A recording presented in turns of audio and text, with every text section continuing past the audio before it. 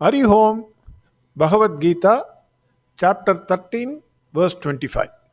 Kshetra Kshetranya Vibhaga Yoga.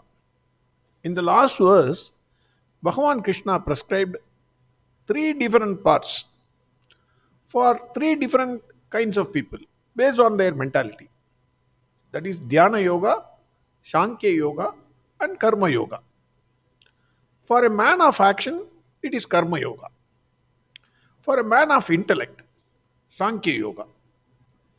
A man who has controlled his senses and mental agitations, Dhyana Yoga. All men are not same. Each one's mental and intellectual composition always varies. Hence, the three paths were suggested by Bhagwan Krishna. But there are a vast majority of people who not even understand what is Karma Yoga, Sankhya Yoga, and Dhyana Yoga. It is not very easy. It is not easy. Even if one understands, they cannot follow it. Understanding itself is difficult. Even though I have read it. Again, somebody were to ask, what is Jnana Karma Sannyasa Yoga or Karma Sannyasa Yoga? What is the difference? It is not easy. It's all difficult for a majority of people. So everything looks extremely difficult for this person and not within his reach. Bhagavan gives another way for those people also. Verse 25. Anye tvevamajanantah shrutvanyephyabhupasate te bijaditarantevam mrutyum shruti parayanaga. So Bhagavan with great sympathy for them, he gives a different path. Why Bhagavan says, having heard, Shrutvan Yebhya Upasate, having heard from, then having heard from whom? The people are good people. But unfortunately, the intellectual capacity is not much, but it is dim. They know the goal, but don't know how to reach. Bhagavan Krishna says, having heard from their guru, a teacher, or a man of wisdom, what they hear is a mantra or a nama japa. They can also reach the same goal. They don't understand the meaning or significance of the mantra, but they, with unassailable faith, chant the mantra. They have complete faith in their guru and his words. Kanchi Paramacharya gives a beautiful explanation for this. Not for this verse, he has said it in a different context. I am taking it and applying it here. In Sanskrit, the word taram, if it is added with another word, it will imply more better. Like good, better. We say this is good, this is better. Similarly, the Sanskrit word viryavat means powerful. Viryavat taram means more powerful. So taram, if it is added, it becomes more powerful. In Chandogya Upanishad, it is stated, the one who understands the meaning or truth of Om and chants or meditates on this Ekaksharam, he gains more benefit, that is Viryavataram, than the one who chants or meditates on Om without knowing the truth behind it. That is Viryavat. So one who understands the meaning and chants, he gets more powerful. Viryavataram. That is the meaning of it. The faith in the mantra itself produces good result. If a person knows the meaning or not, faith in the mantra, you just go on chanting, you get a good result because of the vibration created by the mantra. Kanchi Paramacharya says, this is especially true in case of mantras than karmas. Acharya says, the result in mantras is first due to the vibration created by the mantras. In chanting the mantras and the meaning and understanding comes only later. Even if you go to a movie, if they want to create a fear in you, they put the music, some music in a ghost movie. If you go, they will create. Because of the music, you will get fear, vibration. If you switch off the music, you just close your eyes. Nothing will happen to you. You can see the movie coolly and casually. Similarly, every mantra has got a vibration, particular vibration. It enters your body without you appreciating it. These vibrations are there everywhere throughout the world. The mantras get the vibration in your body and creates a change in you. That is what he's saying. Even if you don't understand the meaning, the vibration created by the mantras gives you more effect. In fact, Acharya says that without knowing the meaning, if one chants, it gives more result than knowing the meaning and chanting it.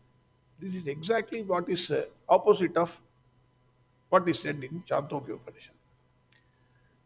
It may be slightly um, puzzling, but we need to understand why he is saying that. Chanting mantras without knowing the meaning gives more powerful results than chanting mantras by knowing the meaning of it. That is what he says. And he says this with a smile. He gives the example of a good and honest minister receiving petition from two kinds of people. One is highly educated person and another person is an innocent farmer. The educated person gives a petition drafted by a lawyer, good English or Hindi, whatever it is. A lawyer neatly drafts without any mistake and gives it pages after pages, 20 pages. He gives the petition to the minister. An innocent farmer, he also gives a petition. He writes that petition himself. There are n number of mistakes in that petition. It is not coherent. It is not coming out clearly, not properly worded also. But the minister, he will be moved more by the innocence than by the intelligence. The good minister, the good and honest minister will feel, I should help this fellow, this poor fellow, first, because he is innocent. In the same way, even God forgives the innocent, even if he chants the mantras without knowing the meaning. He blesses him more than the person who knows the meaning and develops ego over his intelligence.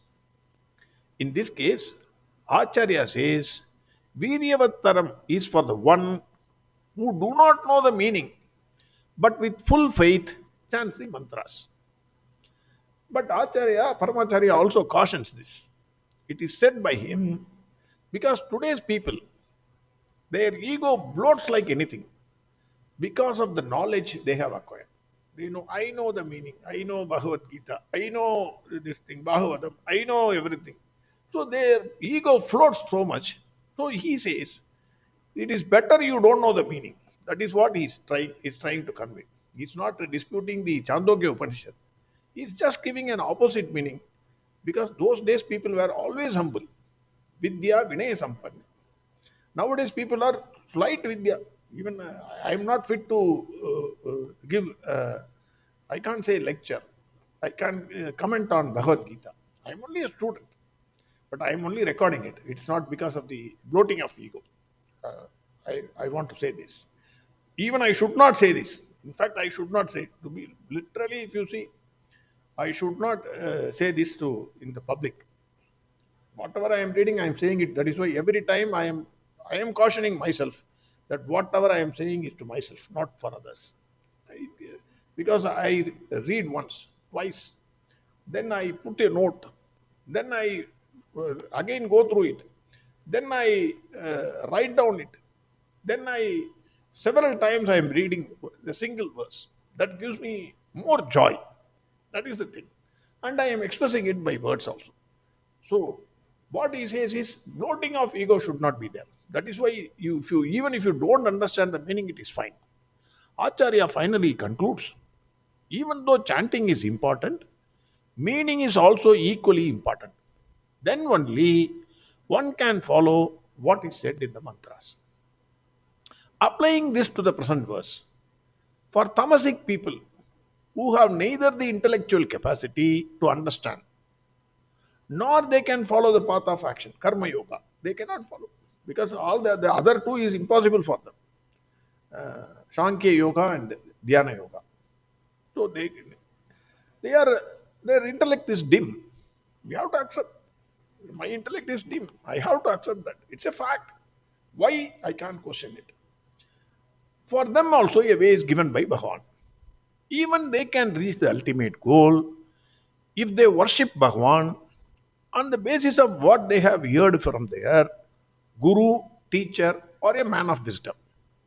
If they go to a guru, the guru may ask him to chant a mantra or Ramanama or Om Namah Shivaya or Hare Rama, Rama Rama, Hare Hare, Hare Krishna, Krishna Krishna, Hare Hare, or any other mantra which the guru feels that will bring out the good in that disciple. So he may give anything. I can't say what mantra he will give. If they worship God in the manner which is suitable for them, they also attain Bhagavan.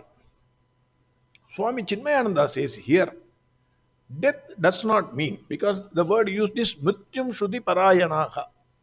The death, mrityu, here does not mean the death of a physical body, but it is the principle of change experienced by any given human mind and intellect equipment. By chanting the mantra, you yourself experience the change in yourself. That means the previous fellow who was remaining in you has died. That is what he says. The final conclusion is that prayer and worship, even if unscientifically performed, Chinmayananda says, will lead you to the goal. Swami Chinmayananda quotes Adi Shankara here.